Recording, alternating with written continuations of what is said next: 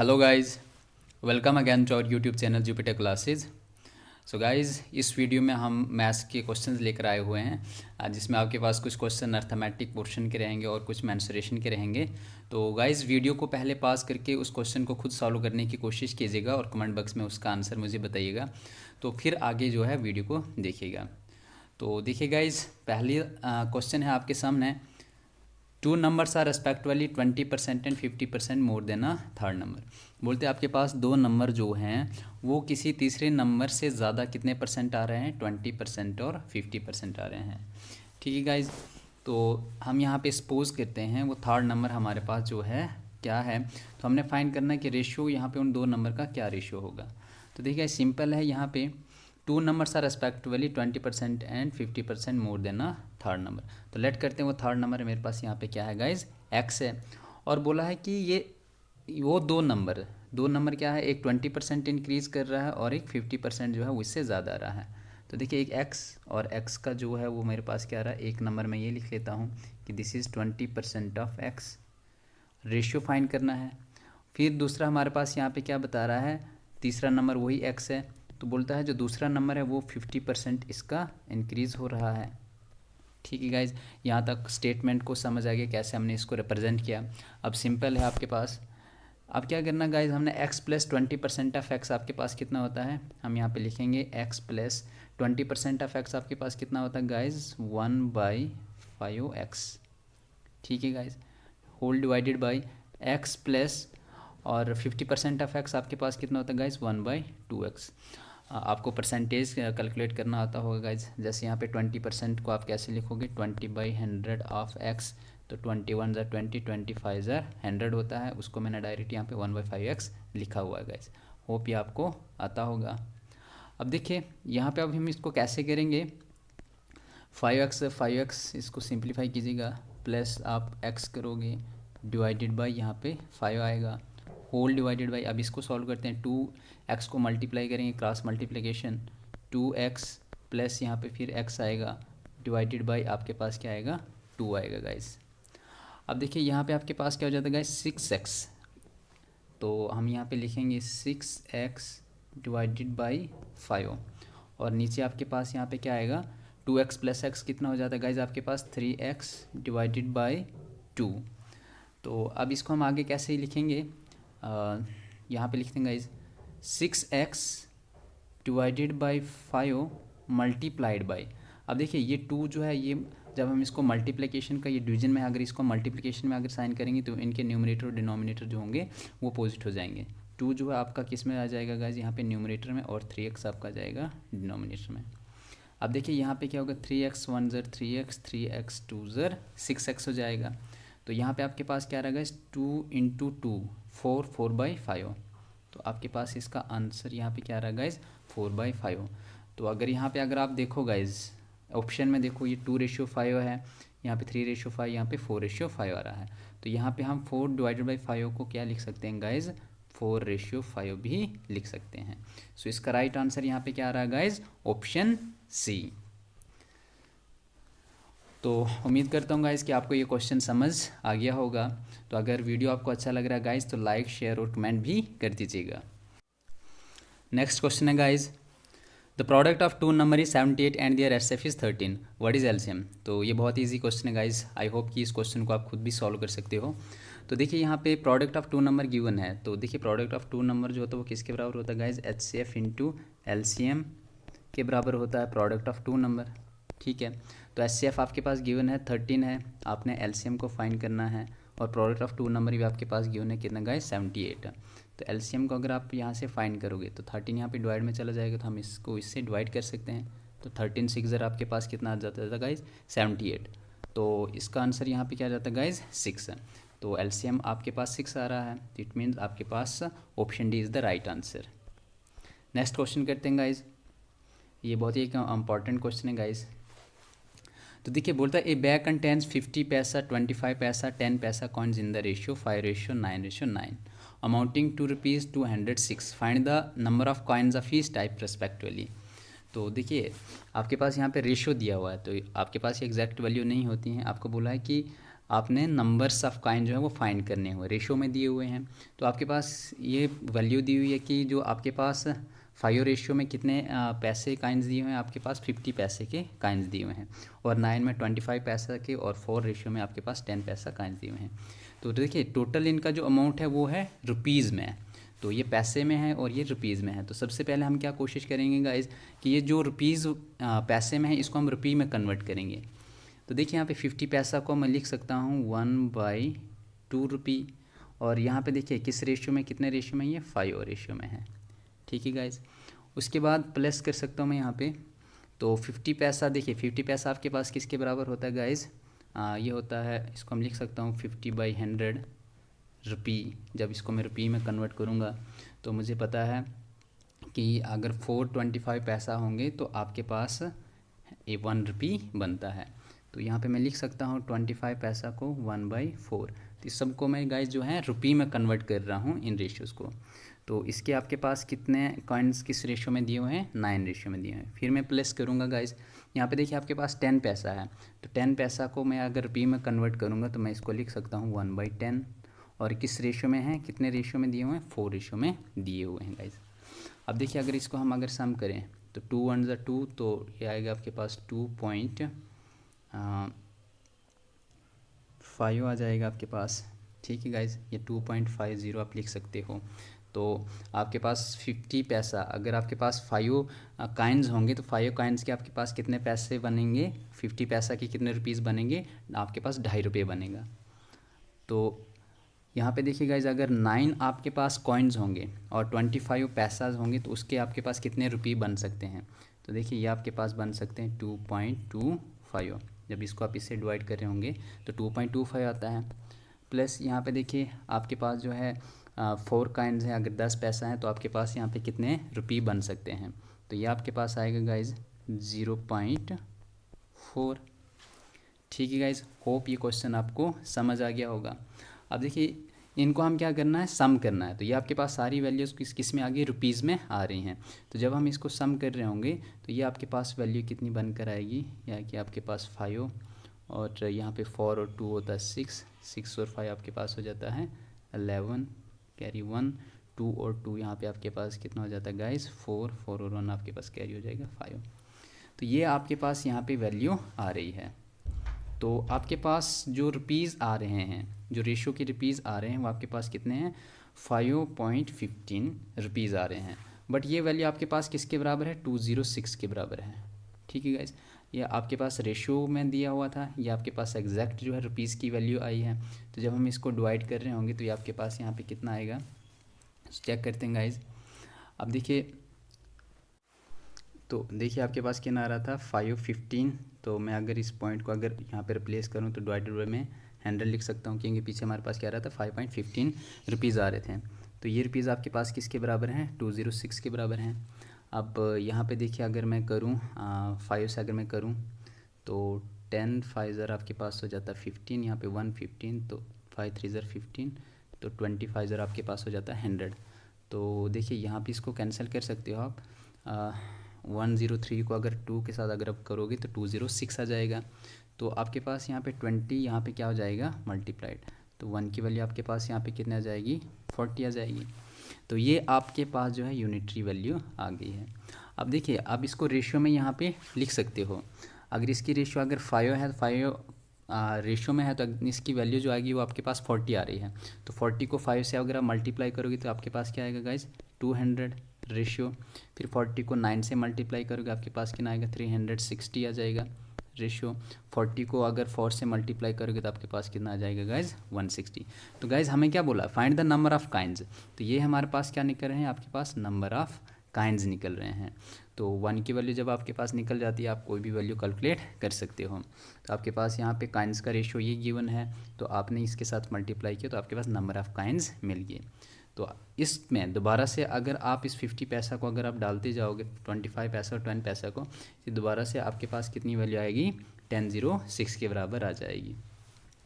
ठीक है guys, hope ये क्वेश्चन आपको समझ आ गया होगा। अगर गाइज ये क्वेश्चन आपको समझ आ गया है तो लाइक कमेंट ज़रूर कीजिएगा। नेक्स्ट क्वेश्चन करते हैं, the ratio of expenditure and saving is 3:2। If total income is 50,000 then what is saving amount. तो देखिए आपके पास सेविंग और एक्सपेंडिचर का रेशो दिया हुआ है, तो बोलता है टोटल इनकम 50,000 है, तो बताओ उसका सेविंग क्या रहा होगा। तो ये भी बहुत ही ईजी क्वेश्चन है गाइज। तो देखिए इसको कैसे करना हमने, एक्सपेंडिचर और सेविंग का जो रेशियो है वो आपके पास कितना है गाइज, 3:2। देखिए आपको बोला है कि टोटल इनकम आपके पास कितनी है, तो देखिए इनकम आपके पास किसके बराबर होती है, इनकम आपके पास होती है गाइज एक्सपेंडिचर प्लस सेविंग। तो देखिए जब आपके पास इनकम आती है, जितना एक्सपेंडिचर किया जितना सेव किया उसका सम करोगे तो टोटल इनकम बन जाती है। तो यहाँ पे रेशियो में अगर हम देखें 3 और 2 आपके पास कितना हो जाता है, 5 हो जाता है। तो देखिए 5 रेशियो जो होगा वो आपके पास यहाँ पे किस एग्जैक्ट वैल्यू क्या दी हुई है, 50,000। ठीक है गाइज, अब ये 50,000 के बराबर आपके पास गिवन है, तो मैं 1 की वैल्यू यहाँ से कैलकुलेट करूँगा तो ये क्या आ जाएगा, 10 5 50, तो यहाँ पे 3 0 और आ जाएंगे। तो 1 की वैल्यू आपके पास यहाँ पे क्या आ रही है गाइज, 10,000। अब देखिए आपको बोला है कि व्हाट इज़ सेविंग अमाउंट, तो सेविंग अमाउंट आपके पास क्या आएगा, तो ये आपके पास सेविंग है और ये एक्सपेंडिचर है। आप यहाँ पे एक्सपेंडिचर भी निकाल सकते हो, सेविंग भी निकाल सकते हो। तो यहाँ पे रेशियो जो है सेविंग का 2 है, तो 1 यहाँ पे इसको मल्टीप्लाई कर दोगे 10,000 को 2 के साथ, तो आपके पास कितना जाएगा इस 20,000। और एक्सपेंडिचर अगर आपको पूछेंगे तो 30,000 आ जाएगा। बट इस पर्टिकुलर क्वेश्चन के लिए आपका आंसर यहाँ पे क्या रहने वाला है, option B, that is 20,000। Next question है guys, the average of 5 consecutive odd number is 61, what is the difference between highest and lowest number. तो देखिए आपके पास कंसेक्टिव ऑड नंबर्स की एवरेज बताई हुई है वो 61 है 5 ऑड नंबर्स की। तो देखिए कंसेक्टिव आपके पास कौन से होते हैं, लगातार, जैसे 1 2 3 4 अप टू 1। बट आपके पास बोलें ऑड नंबर, तो ऑड नंबर कंसेक्टिव आपके पास कौन आएंगे, 1 3 5 7 अप टू 1। तो यहाँ पे 5 कंसेक्टिव ऑड नंबर बोलें तो हम लेट करते हैं x+1 पहला होगा, उसके बाद x+3, x+5 और x+7 और x+9। ठीक है, आपको पता है एवरेज होता है sum of observation divide by total number of observation होता है, और ये आपके पास गिवन है कितना है, 61 है गाइज। अब ये आपके पास कितना हो जाएगा, 5 टाइम है तो मतलब 5x आ जाएगा, प्लस ये आपके पास सम करके आ जाएगा 25 divided by 5 is equal to 61। अब देखिए 5x + 25 आपके पास हो जाएगा इज इक्वल टू 5 को 61 के साथ मल्टीप्लाई करूँगे, आपके पास कितना आ जाएगा, इस 305 आ जाएगा। तो 5x यहाँ पे ऐसे ही रखते हैं, this will be equal to 305 minus 25 is equal to की साइड लिया, तो x की वैल्यू अगर यहाँ से आप निकालो तो ये आपके पास 305 में से 25 कैलकुलेट करोगे तो आपके पास आएगा 280 डिवाइडेड बाई 5। तो x की वैल्यू यहाँ से आपके पास क्या आ जाएगी, 5 1 ज़र 5 5 5 ज़र 25 और 30 बचेगा, तो 5 6 ज़र 30 हो जाएगा। तो x की वैल्यू आपके पास क्या रहेगा यहाँ पे 56। बट क्वेश्चन में आपको पूछा है कि हाईएस्ट और लोवेस्ट नंबर का डिफरेंस क्या होगा। तो देखिए x+1 आपके पास यहाँ पे सबसे लोवेस्ट नंबर आएगा और x+9 आपके पास यहाँ पे क्या आएगा, हाईएस्ट नंबर आ जाएगा। तो x की वैल्यू 56 है, तो 56 और 1 आपके पास कितना हो जाएगा गाइस, 57, ये आपके पास लोवेस्ट नंबर आ जाएगा। तो यहाँ पे 56 और 9 आपके पास कितना हो जाएगा गाइस, 65 हो जाएगा। ठीक है, तो जब इनका डिफरेंस आप कैलकुलेट करोगे तो आपके पास कितना आ जाएगा गाइज, 8 आ जाएगा। तो हाईएस्ट और लोवेस्ट नंबर का डिफरेंस क्या आ रहा है गाइज, आपके पास 8। तो अगर ऑप्शन में अगर आप देखें गाइज तो यहाँ पे ऑप्शन बी जो है वहाँ पे आपके पास आंसर आ रहा है। So option B is the right answer for this question. Hope guys ये क्वेश्चन भी आपको समझ आ गया होगा। नेक्स्ट क्वेश्चन करते हैं, if the diagonal of a rectangle is 17 centimetre long and its perimeter is 46 centimetre, find the area of the rectangle. तो देखिए गाइज आपके पास एक रेक्टेंगल है और इस रेक्टेंगल का आपके पास गिवन है डायगोनल जो कितना है गाइज आपके पास 17 सेंटीमीटर, और इसका पेरीमीटर आपके पास गिवन है वो कितना आपके पास 46 है। तो हमने कैलकुलेट करना है इसका एरिया। तो एरिया कैलकुलेट करने के लिए देखिए गाइज हमें इसकी लेंथ का भी पता होना चाहिए और इसकी ब्रेड्थ का भी पता होना चाहिए। तो वो हम कैसे कैलकुलेट करेंगे, तो देखिए डायगोनल जो है आपके पास 17 है, तो आपके पास एक राइट एंगल ट्राइंगल बन रही है। इस पाइथागोरस थ्योरम हम इस पर अप्लाई कर सकते हैं। तो पाइथागोरस थ्योरम बोलती है कि ये जो हाइपोटेन्यूज है वो किसके बराबर होता है, यानी कि लेंथ का स्क्वायर प्लस ब्रेड्थ का स्क्वायर, वो किसके बराबर होता है गाइज आपके पास हाइपोटेन्यूज के स्क्वायर के बराबर होता है। तो ये आपके पास कितना आ जाएगा, L square plus B square, this will be equal to 17 का स्क्वायर आपके पास कितना होता है गाइज 189। 289 होता है गाइज। अब देखिए यहाँ पे हम क्या करते हैं, पेरीमीटर गिवन है आपके पास, वो कितना दिया हुआ है 46। तो देखिए पेरीमीटर ऑफ रेक्टेंगल आपके पास कितना होता है guys, twice of length plus breadth is equal to 46। तो 2 यहाँ पे इज इक्वल की साइड चला जाएगा डिवाइड में, तो लेंथ प्लस ब्रेड्थ आपके पास कितना हो जाएगा इस 23, या यहाँ से डायरेक्ट भी आप कैंसिल कर सकते हो। तो ये आपके पास लेंथ प्लस ब्रेड्थ जो है वो कितना आ रहा है 23। तो आप यहाँ पे इसको लिख सकते हो गाइस कि लेंथ प्लस ब्रेड्थ आपके पास जो है वो कितना आ रहा है 23। अब देखिए यहाँ पे आप इसको कैसे कंपेयर करना है, तो यहाँ पे कंपेयर करने के लिए आपके पास क्या formula guys, A square plus B square plus 2ab। अगर आप लिखो तो उससे आप जो है इस वैल्यू में सब्सटीट्यूट कर सकते हो। जैसे अगर मैं इसका स्क्वायर करूँ, बोथ साइड स्क्वायर करूँ, ठीक है गाइज, स्क्वायरिंग बोथ साइड क्या, तो एल ए प्लस बी का होल स्क्वायर आप लिख सकते हो, ए का स्क्वायर प्लस बी का square plus 2ab is equal to, अब देखिए 23 का स्क्वायर गाइज आपके पास कितना होता है, तो ये आपने बताना है। 23 का स्क्वायर गाइज होता है आपके पास 529, ठीक है गाइज। अब देखिए यहाँ पे L square plus B square, ये वैल्यू आप यहाँ से सब्स्टिट्यूट कर सकते हो, कितनी है गाइज ये 289, L square plus B square plus 2 length breadth is equal to 529।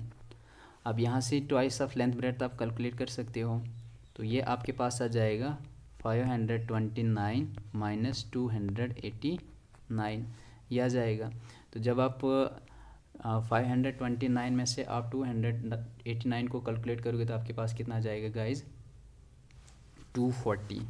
तो twice of length plus breadth आप लिख सकते हो, ये किसके बराबर आ रहा है 240।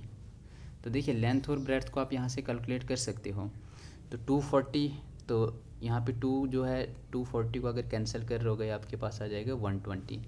तो यानी कि आपके पास जो एरिया आ रहा है वो कितना आ रहा है गाइज आपके पास 120। तो length into breadth is equal to 120। तो एरिया फिर रेक्टेंगल का फॉर्मूला भी आपके पास क्या होता है, लेंथ इंटू ब्रेड्थ होता है। तो इसका ऑप्शन आपके पास यहाँ पे बी ऑप्शन जो है वो राइट रहेगा। होप गाइज ये क्वेश्चन आपको समझ आ गया होगा। नेक्स्ट क्वेश्चन करते हैं guys, the total age of A and B is 12 years more than the total age of B and C. तो C is how many years younger than A.